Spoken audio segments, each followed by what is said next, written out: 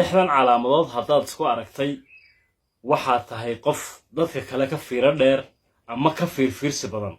kow waxaa kuu fudud inaad isku xidho dhacdooyin kala duwan oo meelo kala duwan ka kala dhacay ayaad isku xidhaysaa. waxaad sidoo kale isku xidhaysaa hadallo kala duwan oo ay ku yiraahdeen dad kala duwan macnaha kala soo dhaxbaysaa. waa laba waxaad markiiba aragtaa tafaasiisha aanay dadka kale arag ama aanay u fiirsanin ee arrimaha dhacdooyinka ayaad tudhiiba ayshaadu qabataa.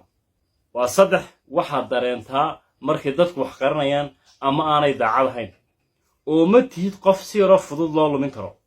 waa afar waxaad sii garan kartaa waxa uu qofku sii odhanayo ama ficilka uu ku kici doono. waa shan waxaad qabataa qaladaadka aanay dadka ishoodu arki karin. waxaa kuu fudud inaad fashilin karto qorshayaal qaldan oo ay dadka qaar maleegayaan.